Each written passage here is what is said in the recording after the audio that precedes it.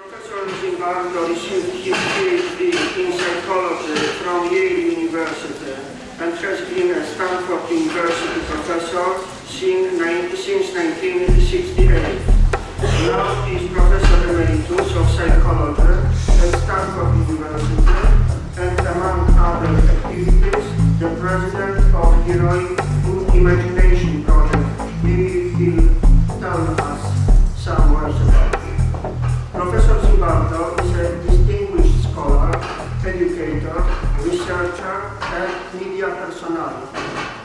He won numerous awards and honors in each of these domains. I will use all my time to list them, so please allow me to restrict myself to say that he was two-time president of Western Psychological Association and past president of the famous American Psychological Association. He asks big questions and will call himself generalist as opposed to narrow specialist. Philip Zimbardo has performed psychological research in such areas as prisons, time, shyness, madness, violence, evil, persuasion, hypnosis, dissonance, teaching, political psychology, terrorism, and many others. Professor Zimbardo's career is very special, not only for his outstanding scientific achievements, but also for giving psychology away to the public through his popular PBS TV series, Discovering Psychology, along with many text and trade books among his 300 publications. I am sure that our meeting is a very good example of giving psychological knowledge away to people who need to use it in their professional life. Thank you, Professor Zimbardo, for being with us. Floor and our attention are yours. Thank you.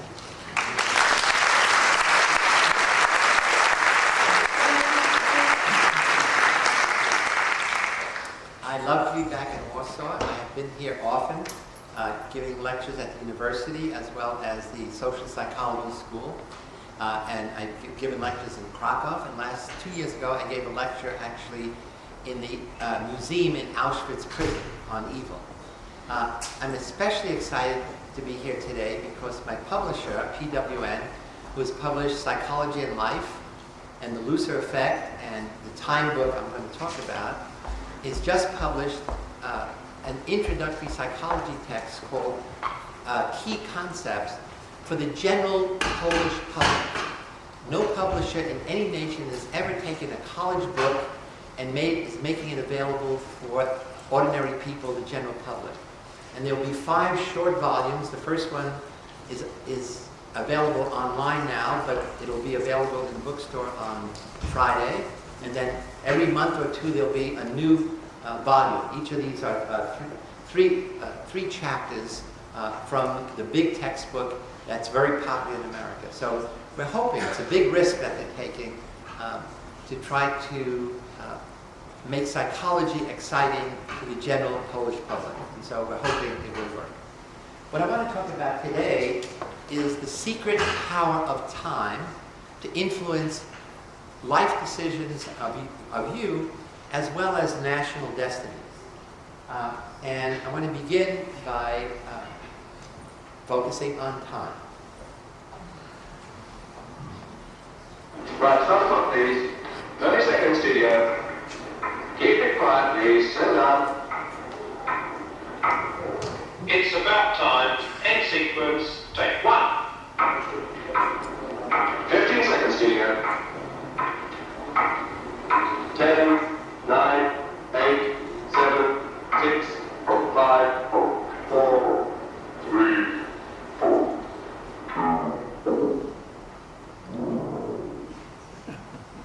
So I want to begin with Adam and Eve in the Garden of Eden. And this is a very famous painting by the German painter, Lucas Cranach. And in this painting, obviously, Eve is seducing Adam to eat the forbidden fruit. And it's going to set a theme for the first part of my lecture on the psychology of temptation, who gives into temptation and who resists. So let's tune in to the discussion between Adam and Eve and the serpent. So she begins by saying, come on, Adam, don't be afraid. I did it. You should do it too. Take a bite of this delicious forbidden fruit. It's really yummy. And the serpent says, remember, this is Lucifer, who's kicked out of heaven for disobeying God. And he comes back to help Eve seduce Adam. Just take one bite, Adam. Don't abandon Eve. You are the man. In fact, you're the only man. So be a man. Don't be a sissy. And Adam says, scratching his head, I don't know. We could get in trouble with God. Okay, maybe, you know, I want to be a good guy. Okay, just one bite. What the hell? And unfortunately, he loses paradise. So this is all about, life is about temptation. Yielding, resisting, yes, no, now, later, being impulsive or reflective. And it's all about being focused on the future or focused on the present. So I want to begin with a little demonstration. We're going to have 4-year-old children, and we're going to give them, I'm going to plan them to have a seat here. Sit right up. Okay. Now, I'm going to play a game with you, and I would like you to point which one is the correct answer. Which one is happy most of the time? The shy one or the not shy one? Not shy one, correct. Which one has a brown nose? The shy puppet or the not shy puppet? The not shy puppet. Pointer. Thank you. I'm sorry. Which one is happy most of the time? The shy one or the not shy one? Thank you. That's wonderful. I want to give you a prize for having done so well. Do you like marshmallows? You do? Well, here's a marshmallow for you.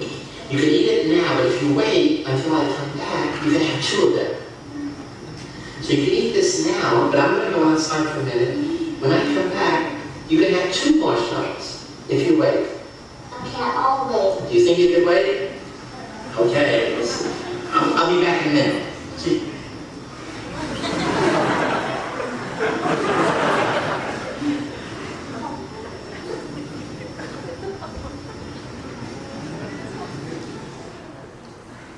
You can't even look.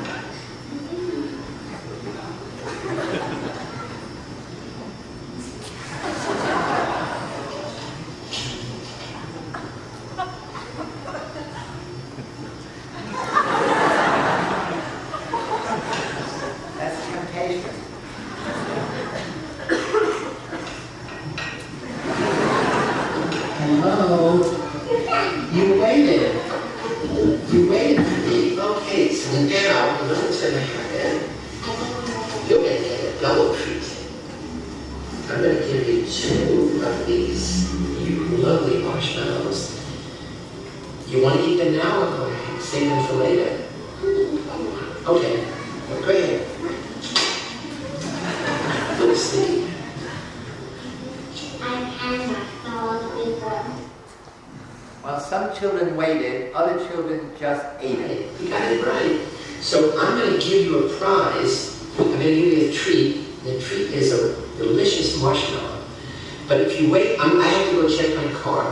When I come back, if you wait, you can have 2 of them. You have 1 now, or when I come back, you can have 2. Okay?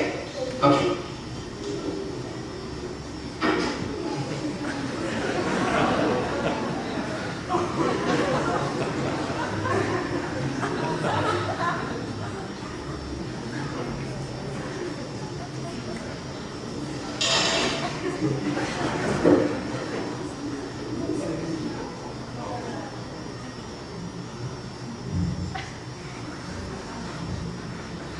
Hello, my dear. You ate the marshmallow. Was it delicious? You like marshmallows? No. You don't like marshmallows? Do you like chocolate? Unit 1 is a chocolate. But, if you wait till I come back, you can get 2. You can eat this now. I have to go check my car. And when I come back, if you wait, I'll give you 2 of them. Okay. So you can eat it now, but if you wait till I come back, you have 2. Okay? You think you can wait? So you can eat it one time, but if you wait, you're going to have 2 of them. Okay, I'll be back. I'm not out of the door. Now, you have to predict, what is he going to say when I come back?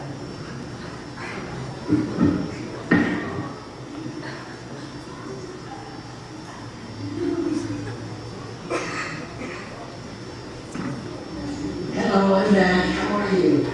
Good. I'm engaged.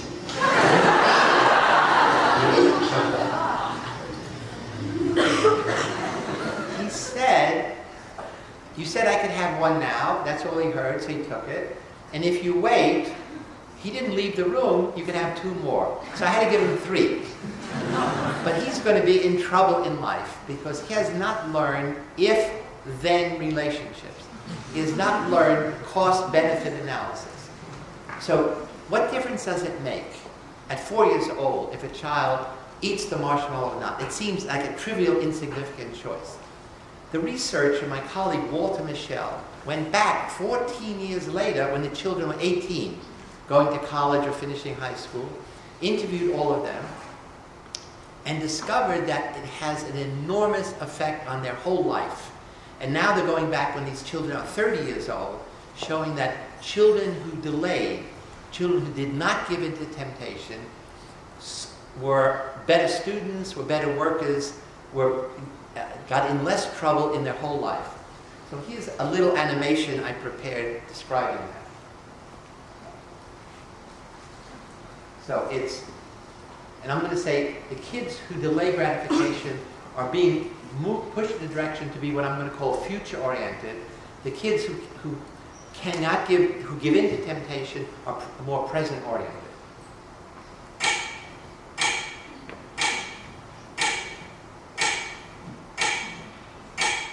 You may already be familiar with the famous marshmallow study conducted by my colleague, psychologist Walter Michel, in which a group of 4-year-olds were given 1 marshmallow and told they were allowed to eat it immediately.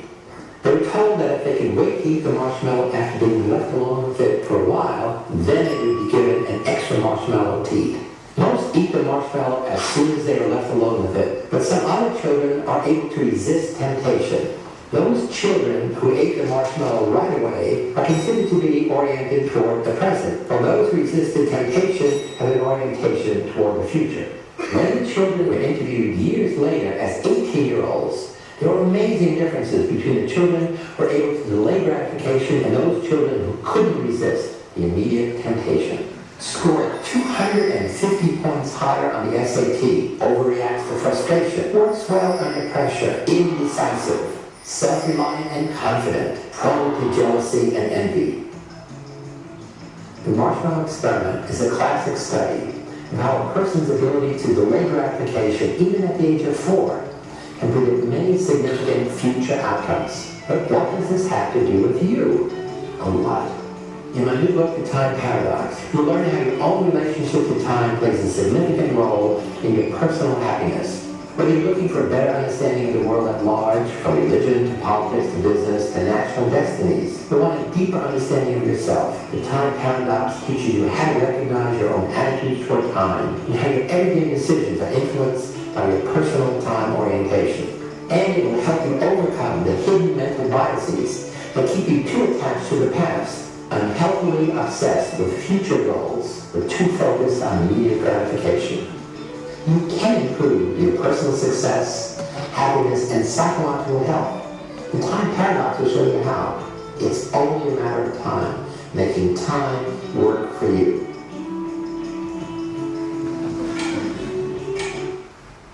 So life's most important lesson for many parents is teaching children to learn to delay gratification, actually doing this little experiment with your children at age of 3, 4, 5, teaching them to say no to temptation, and also to learn the lesson that behavior now has future consequences.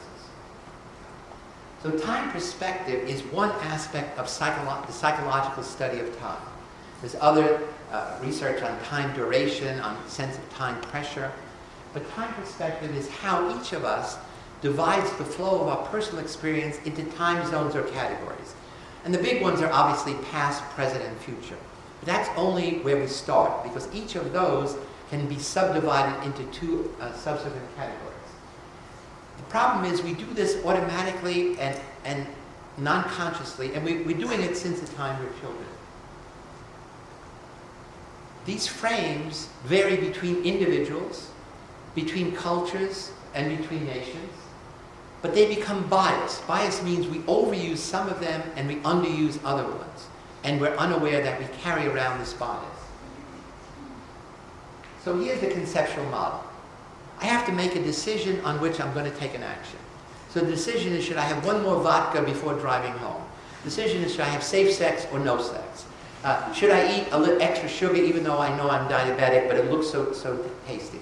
And the big issue for students is, should I work or should I play? But every decision you make has this decision matrix. For some people, the main influence on that decision is only things in the immediate situation. What does it look like, feel like, taste like? What do I feel physiologically? What are other people doing, saying I should do? And for some people, your decision begins and ends there. And for those people, we're going to say, these are present-oriented people.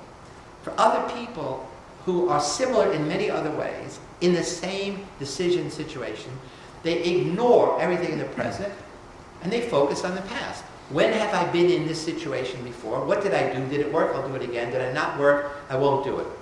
For others, they don't think about the past or the present, so these people are going to be past-oriented. For the others, it's all about, if I do this, what are the anticipated consequences in the future? What are the gains? What are the costs? And those people we're going to call future-oriented. Although I'm talking about them as if they were different types, it's obviously a continuum, because you get scores on each of these dimensions from a degree to which you're past, present, and future. So the hot new Polish edition we have some outside, builds on, and we use some more Polish examples, but is really identical to the American edition. So Winston Churchill tells us, if your past is in a quarrel with your present, the cost will be your future. He who controls the past controls the future. He who controls the present controls the past. The famous statement by George Orwell in 1984 about the importance of time. Our President Kennedy said,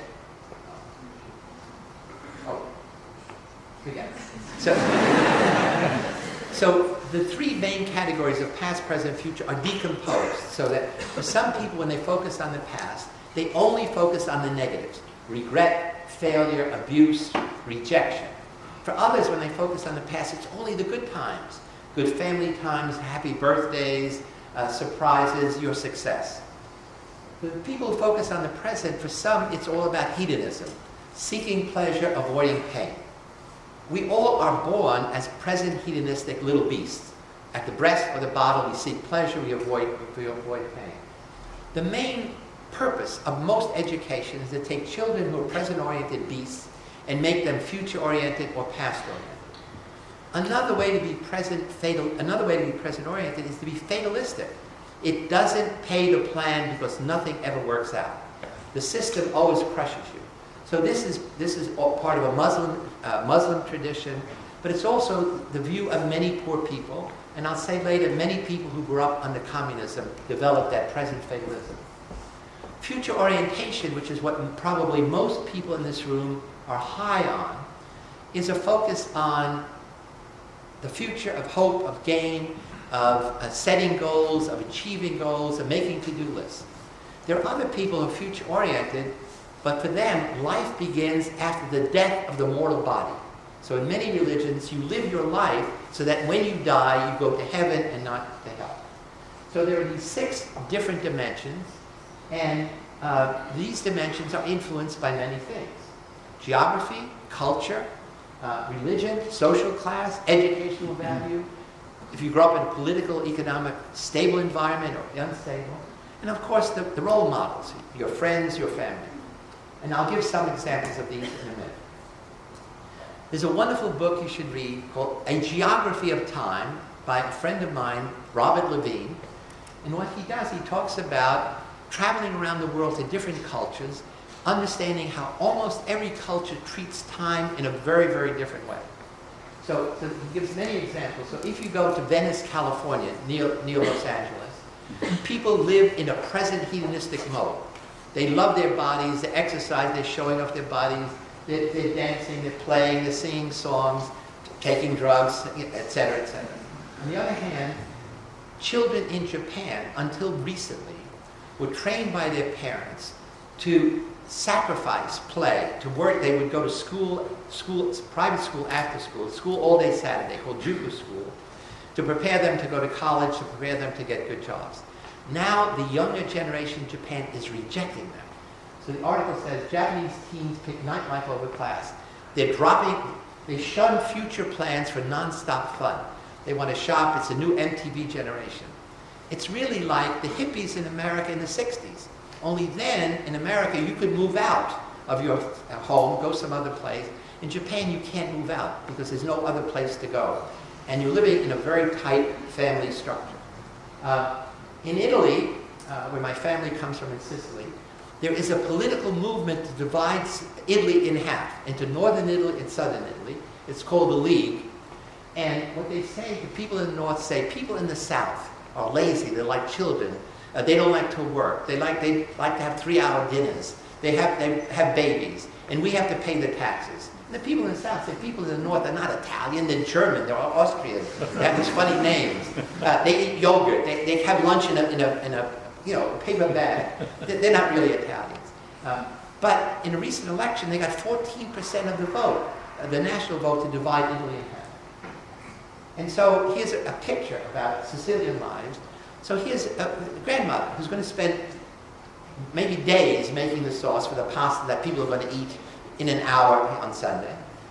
And so in Sicily, and true of many Mediterranean countries, people live in a rich, abundant, present hedonistic world. What is important is family, is fun, is food, is wine, is sex. And a past positive. They love the tradition. What is missing is one thing. Future. In the Sicilian dialect, there is no verb for the future. There's a verb for the past, a verb for the present, was, is. There's no verb for will be. So nothing gets done. Because in order to get things done, you have to have a verb to help you plan. So if you give I organized a scientific convention, nothing began more than 1 or 2 hours after the scheduled time. So you say, begins at 6, nobody comes till 7. Begins at noon, nobody comes till 2. Begins 8 in the morning, nobody comes till 10. And unless you understand that different cultures operate on different time schedules, you're always frustrated. But again, what modern technology does, starting with the watch, starting with alarms, is the technology makes us more future-oriented, makes time more precious. But if you go to Bali and other places, time slows down. That's why you love to go on vacation in Mediterranean countries like that. And after a few days, you get crazy because nothing works on time, and people don't really care. I was recently in Moscow, in the Moscow cemetery, and I couldn't resist taking this picture of a tombstone. Here's a future-oriented businessman making one last call. That is, his gravestone has him on the phone making a last call. So clearly his family is making fun of him after his death. He's somebody who always living in the future. One more call, they say, too late, you're dead, nobody's answering. So again, in most countries, Protestant nations in general have a higher gross national product than Catholic nations. And it's really traced back to the Protestant Revolution. And the Protestant Revolution was all about, you can predict the likelihood you go to heaven by the success you show on earth. That is, God will shine down on some people to make you successful. And therefore it promoted people working hard, giving up play, called a Puritan ethic. And essentially, it was the forerunner of the rise of capitalism, at least by sociologist Tawney. And so time and business go hand in hand. That is, what it means to be efficient means to get more work done in less time. What it means to be efficient, get more work done in less time cheaper, on the other hand, as Chris said, can also lead to burnout. So time is money. So Einstein discovers that time is money. The previous slide was in Merrill Lynch. There's a big sign that said time is money. In fact, it's one of the most important assets that we have is our time, our precious time. What I think is the enduring scourge of Soviet communism is that it created, throughout the whole Eastern Bloc and in Poland, a focus on the past negative and present fatalism. That life was surviving. It was never thriving. It was never about doing your best, being your best. It was doing the bare minimum to keep your job and worried about spies and not having enough food. And so essentially, a whole generation, over 30 years or more, the parents grew up with the sense of, when they think about the past, it was only negative, and nothing you did really made a difference. So you began to be present fatalistic, which means cynical.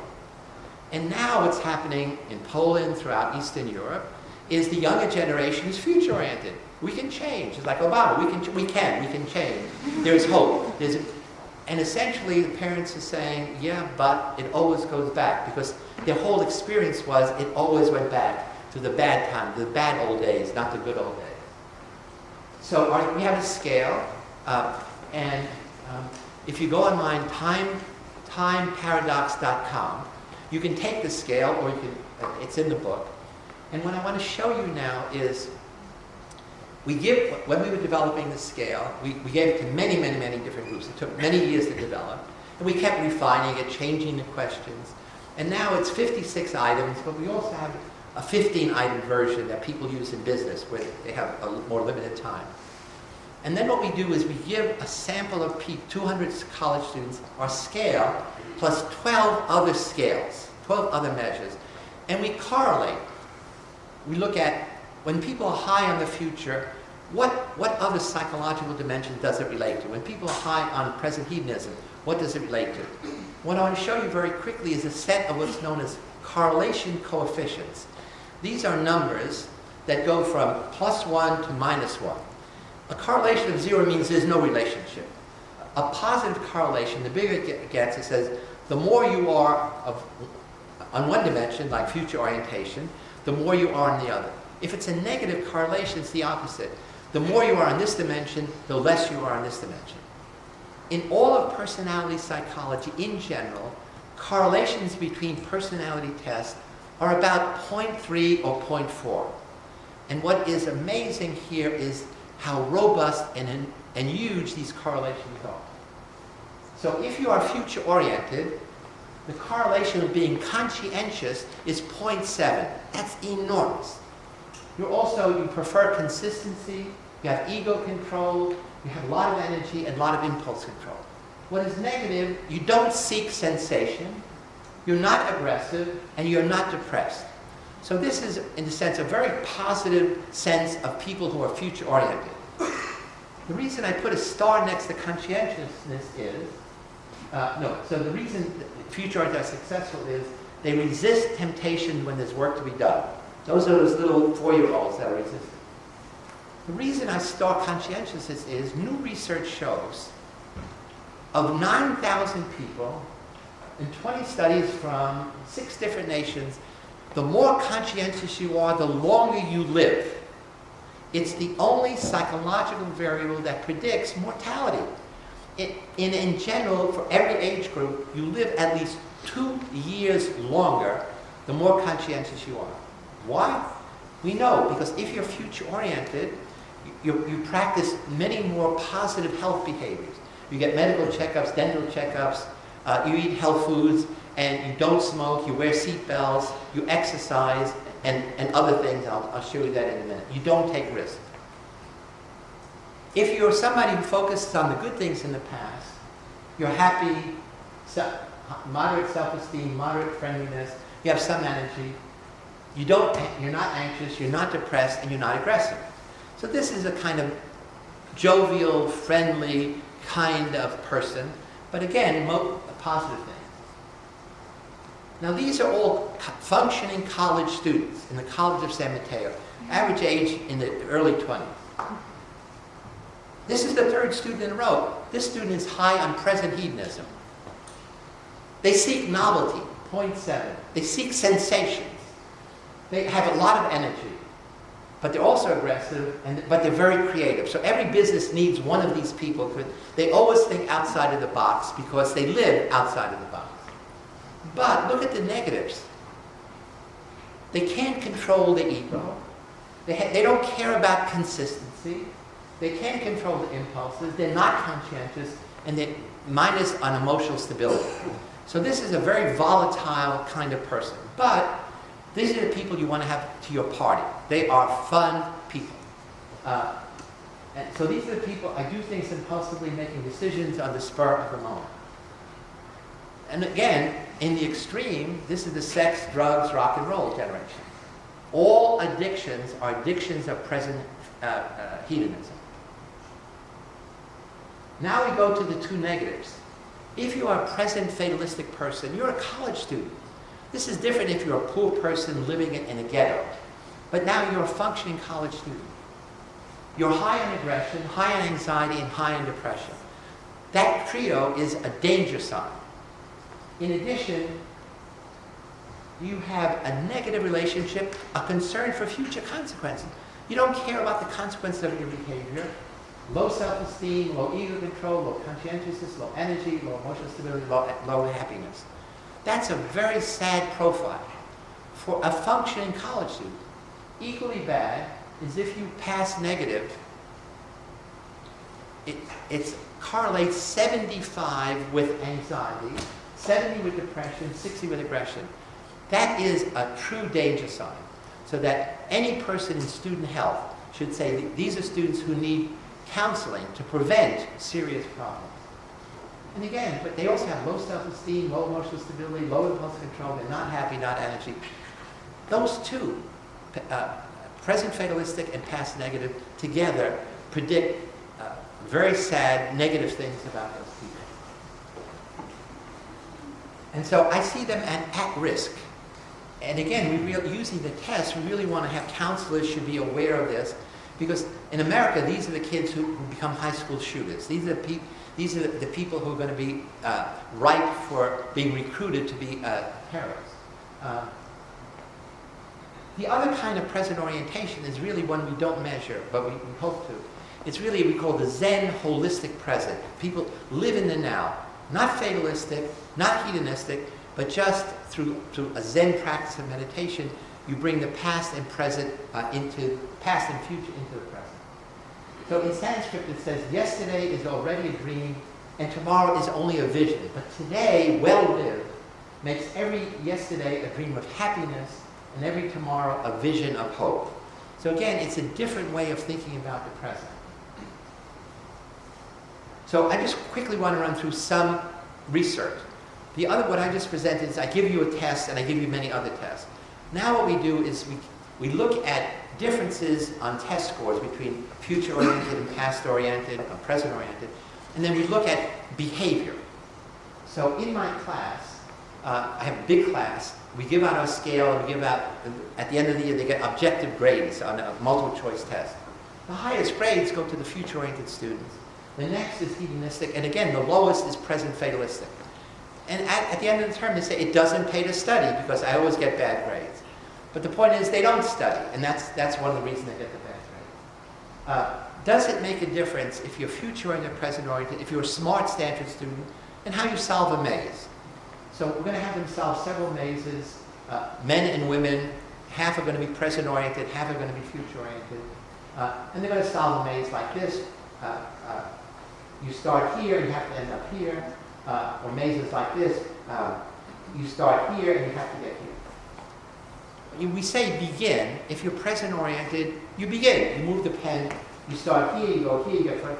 If you're future-oriented, when you say begin, you don't begin, you look. You look for the end, you look for the beginning, you look for cul-de-sacs. And when you begin to go, you have figured out what is the best path. So when we look at how successful they are, this is the percentage of people who solve the maze. The Stanford students are future-oriented, 90% solve the maze.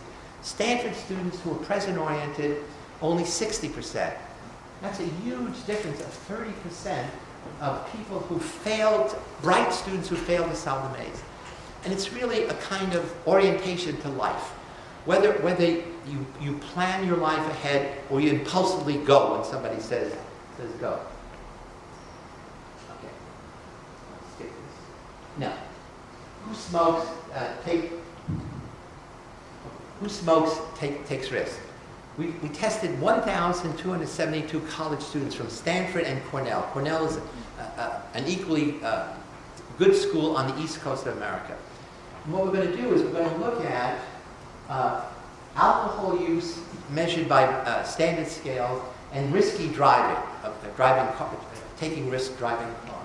We're going to look at Stanford and Cornell, and we're going to look at people who are high in present orientation versus future. The other thing we're going to do is break down men and women. So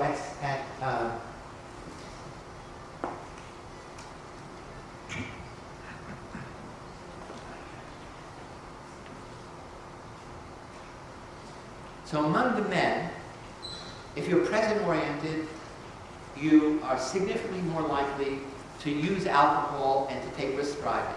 If you're future-oriented, the correlation is negative. The more future-oriented you are, the less likely you are to do that. And this is true at Stanford and Cornell, almost identical. And it turns out that if you're a woman, it's identical. In general, men drink more alcohol than women, but women who are present-oriented are exactly like present-oriented men. The correlations are, as you see here, almost identical. In fact, it's even higher among women, and here it's the same. So here's a sample of a large number of college students that if you're present-oriented, we can predict you're much more likely to drink alcohol heavily and more likely to take risks driving.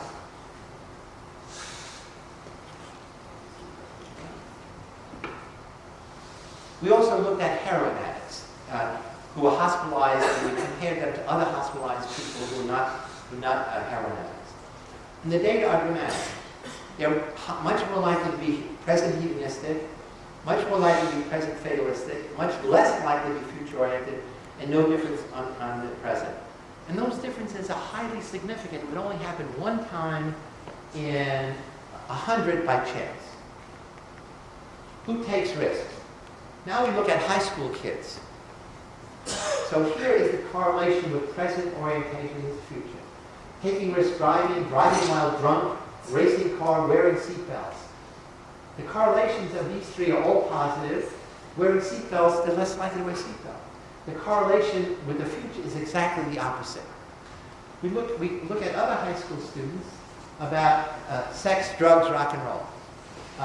If you're present-oriented, you're more likely to watch R-rated movies, more likely to watch X-rated movies, more likely to have sex, more likely to watch MTV, take risk driving, skateboard trips. So these are all positive, and here, future, they're all negative. So it's two different worlds these kids live in, whether in the high school, whether in college, or ultimately if they become heroin addicts. Now we've done lots of other research now that shows that the people who are mostly involved in interest in global warming and climate change, people who actually practice sustainability, we have studies in Brazil and Mexico, are only the future-oriented people. The only people who care about protecting the environment are people who are highly future-oriented. In Rome, we show that women who are more future-oriented are more likely to go to a clinic that gives free breast checkups than women who are present-oriented. So it's not enough to say we have a clinic. The people who are present-oriented are not going to come. I'm just going to skip over some of these. So the positive things about being past-oriented, you're more likely to be happy, have high self-esteem, you like rituals, you're likely to be patriotic, you like nostalgia, gratitude, the wisdom. If you're present-oriented, the good things about it is you join lots of groups, you have lots of energy. You take joy in life, pleasure in life, you're high on sensuality, you like nature, you like sensual things, you have a lot of sex of all kinds, you have energy, you're excited, and you improvise. So this is where jazz musicians come from. This is where many actors come from. This is where people who do improvisation come from. If you're future-oriented, you're high on achievement, you have a health focus, you do contingency planning, you do probability thinking, you have a sense of self-efficacy, you always do cost-benefit analysis, and you have expectancies that no matter how bad things are, they could get better. And your whole life is organized around hope for the future, hope for better. The negatives are, if you're stuck in the past, your life is organized around trauma, guilt, depression, retaliation, revenge. If you're present hedonistic or present fatalistic, the negative is, as I said, you're at risk for all addictions. You take these risks, which put your life in danger. You're high on violence and high on anger, and you believe that what's important is not work, but luck. So these are the people, especially poor people, who spend their money gambling, because they believe the ship will come in, that I will win, when in fact the house, the gambling place always wins.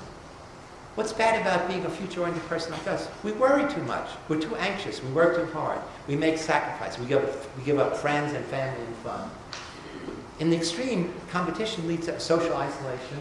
We become excessively competitive. And I think for men, it contributes to impotence, because sex becomes just another performance. Instead of enjoying the moment, you're always planning for the next thing. Will I get an erection? Will I have an orgasm? You know, what will come next? What grade will I get from my girlfriend?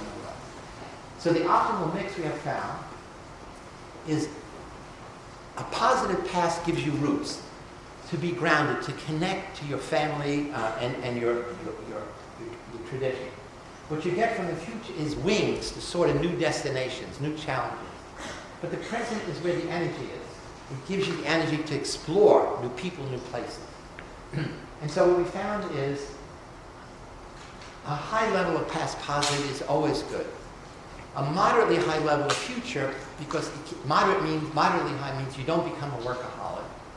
And selected present hedonism. So when you get a job done, you reward yourself. You have a good dinner, you have good wine, you make love, you get a massage. Whatever gives you pleasure, you read a good book, whatever gives you pleasure, you do that as a reward. But you do it only to reward yourself for some success as a future-oriented person. Past negative and present fatalism is always bad and always negative and should not figure into it. So the amazing thing is, and I'm almost finished, there are 24 translations of our scale, including in Poland, in countries around the world, and there are more than 50 young researchers using our scale in many different kinds of research, and everyone who's using our scale is getting significant results. We meet whenever there's an international congress in Berlin or Oslo recently. In Poland, Stolowski and Zitna are doing research, just analyzing now, relating time perspective to emotional intelligence, and also looking at how balanced time perspective influences delay of rewards. How do you discount? You want a short reward now, a big reward now, a smaller reward now, versus if you wait a certain period of time, you can have a bigger one. So this is our time group, and it's expanding, as I said. And there's another wonderful website. So one is just timeparadox.com, and this is a European one. It's simply timeorientation.com, and a Dutch researcher organized it. So the last thing I want to do is talk about applications in the world. In America, a child drops out of school every 9 seconds. It's astounding. It's a recent statistic. The reason is that school is all about the future. School is all about delaying gratification. And now we're getting kids, especially boys, who live on video games.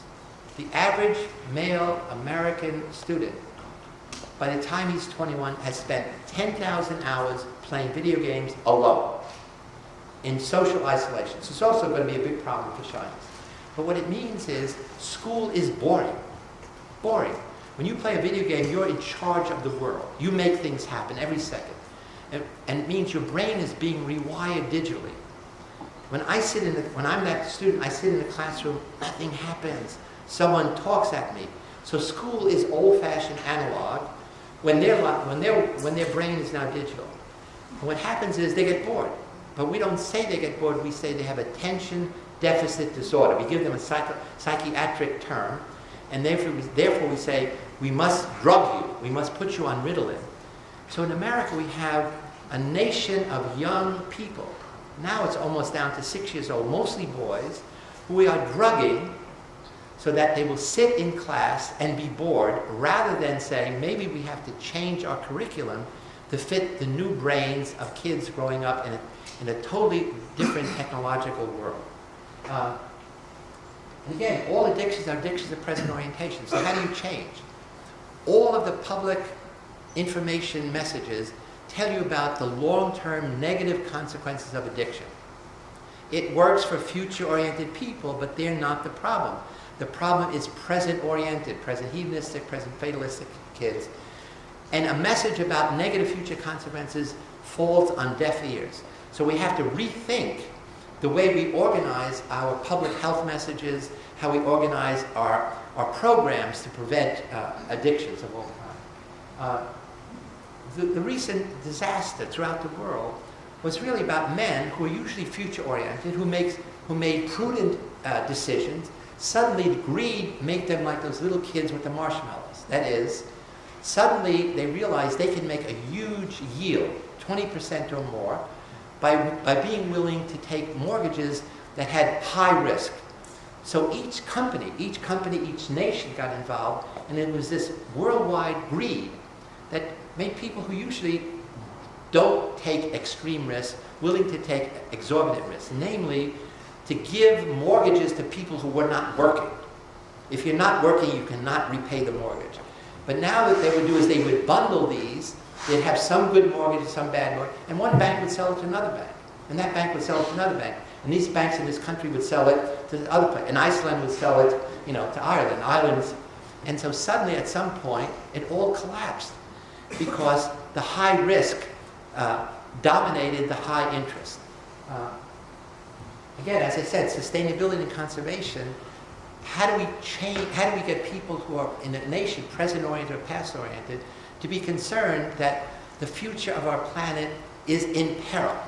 That if we continue the way we're going now, we can't predict how terrible the consequence could be for the planet. If you have any kind of physical surgery, you must have rehabilitation in order to be able to use your arms, your legs. In America, half of all the people who start physical rehabilitation stop. And if you stop, the problem is often worse. So for example, if you have rotator cuff surgery here, the rehab is simple. You have to walk your hand up the wall, and when you can do this, you're cured. Most people quit here. If you quit here, you develop scar tissue, and for the rest of your life, you can never raise your arm. Why does anybody quit? I know it's present and past-oriented people who quit because it hurts. And the only people who keep doing it is if you're future-oriented, you're in your mind, this is the future. This is where it hurts. This is the future. It hurts, but this is the future. And I'm going to keep working through the pain, knowing that at some point, in a few days, a week, when I get here, I will be cured.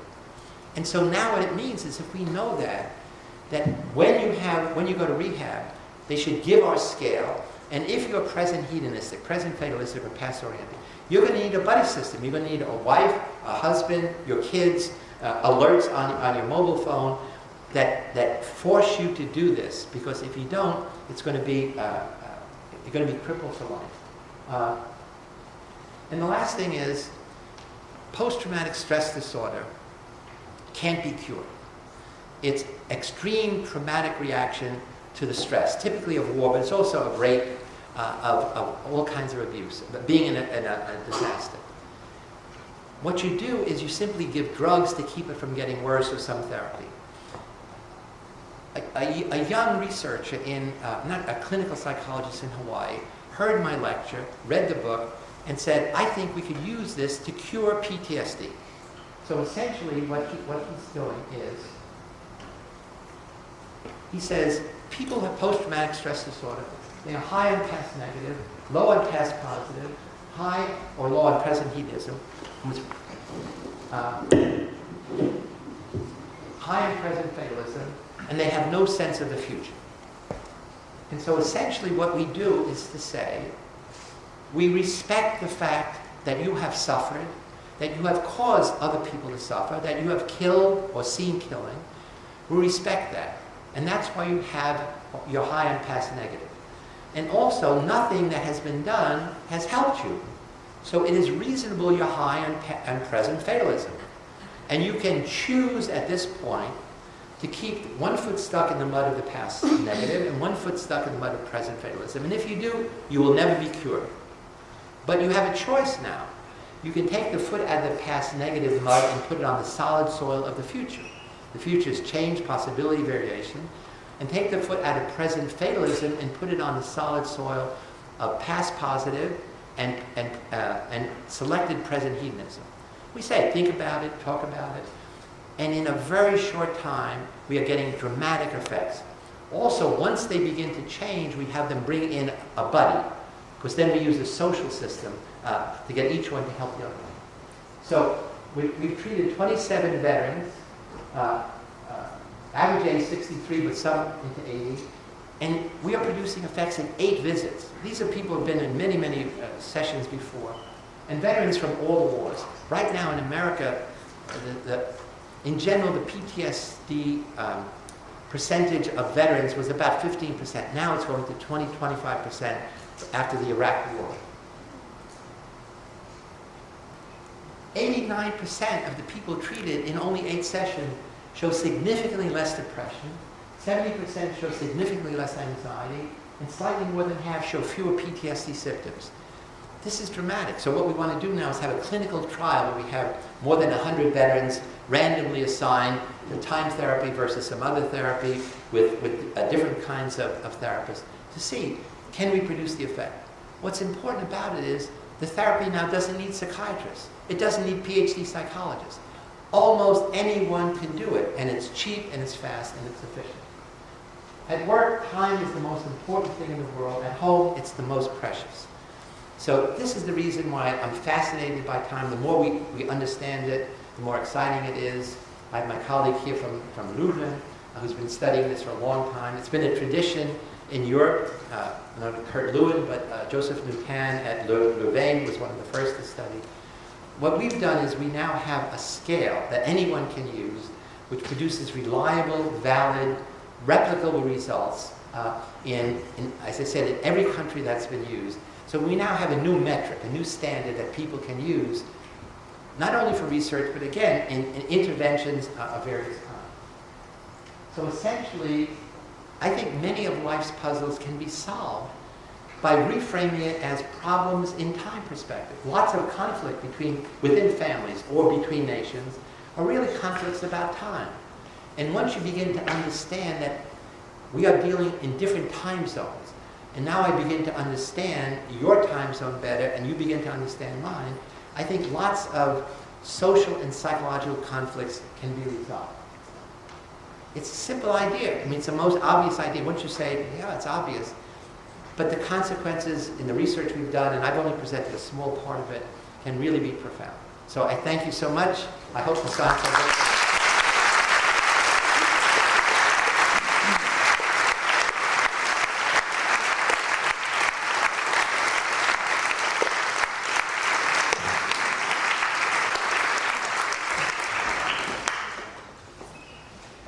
Proszę Państwa, pan profesor Zimbardo po zapoznaniu się z pytaniami uznał, że na każde z nich musiałby odpowiadać po pół godziny, więc docenia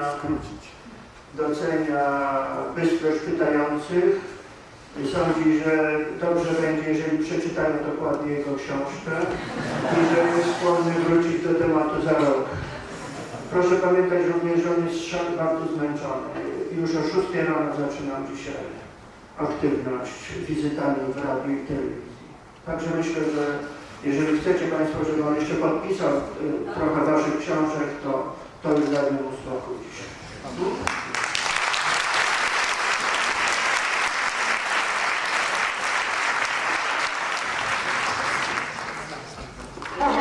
Proszę Państwa, więc proszę sformować kolejkę.